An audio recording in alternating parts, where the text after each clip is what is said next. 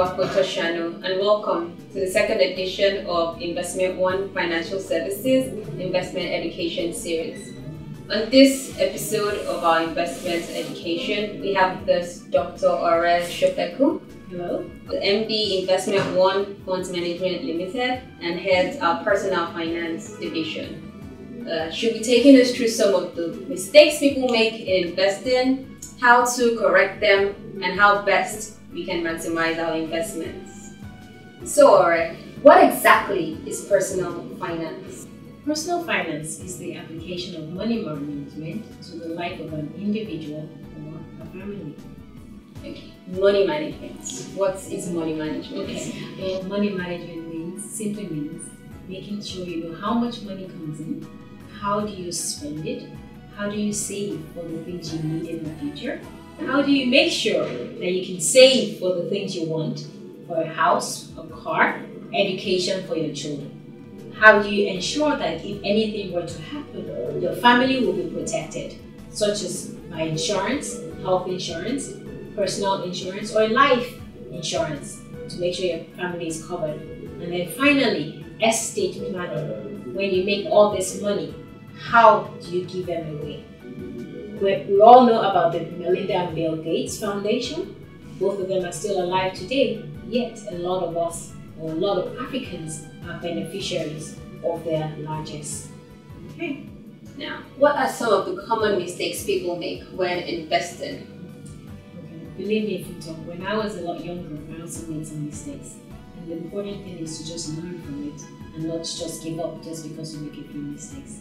The first mistake people make is that they forget to learn about what they're trying to invest in. For example, in 2007, 2008, when the stock market was going up, people were just buying stocks because other people were buying it and told them it was a good investment. Forgetting that you have to buy stocks that you believe in and you understand why the stock is worth that price. So that was one of the first ones. The second rule is that people forget that you need to be consistent and disciplined in investing. You don't invest for 1 month and then forget about it. You need to make it a routine thing. We call it paying yourself first. So 1, understand what you're investing in. 2, be consistent and disciplined with your investments. Now, I know some people out there may think, oh, I'm too young, why should I start investing now? Why exactly should I go ahead to invest? Yes, now is the time to invest while you're young. If you start investing while you're young, you have a lot of years ahead of you. You can make mistakes and recover from them.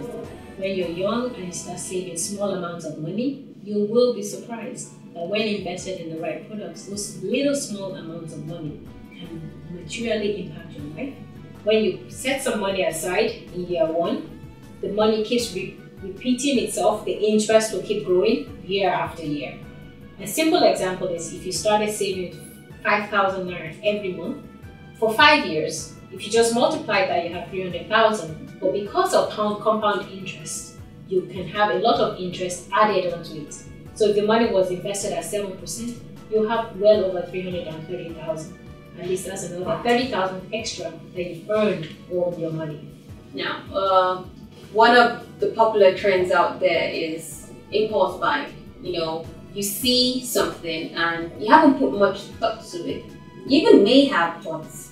For some reason you want it. It may be a fancy gadget, or nowadays where weddings are very popular and there's the ashoibi that comes with them. You know, how can people avoid this everyday just falling into just spending and spending? Spending. Yes, I think impulse buying is a problem for everyone. But it's important to realize that yes, you need to buy certain things for yourself because that's why you're new. But you also need to work within your budget. Within your budget, you need to know how much you need to put aside for things you must spend. And then what are your essentials that you must pay for? You must pay for food, you must pay for transport, you must pay your rent. You know, so even if you're paying your rent once a year, you still must save over the 12 months for it. Otherwise, you wouldn't have money. So once you do that, then you set some money aside for savings. Move it out of your regular bank account into an investment account so the tendency to just spend it on an impulse buy will be removed. Then when you look at your entire budget, always leave yourself some allocation for impulse buying or for just enjoying yourself. So that's the only way. If you know your friend is getting married in 6 months, start saving for the actual today. It's not going to be a surprise. And then if there's some surprise comes along, you can just see how much do you have left. And if you can't afford it, don't go borrowing just to buy actually. Okay, thank you very much. Now, how exactly can people invest? If you want to invest, you can go to our website and look up some articles that tells you the types of investments and the risks that are associated with them. Also on our website, you can find out about some of our guaranteed return products. Those are good for someone who's just starting out, wants to build your safety pocket of 6 to 12 months of savings, that if anything happens, you can fall back on that. Your principal is guaranteed and so is your return. Almost no risk. Thank you very much, Dr. Shofeku. It was my pleasure. Till we come your way again with the next episode of our investment education series, please follow us on Twitter @InvestmentOne and like our Facebook page, Investment One. You can also visit our website, www.investment-one.com. Bye-bye.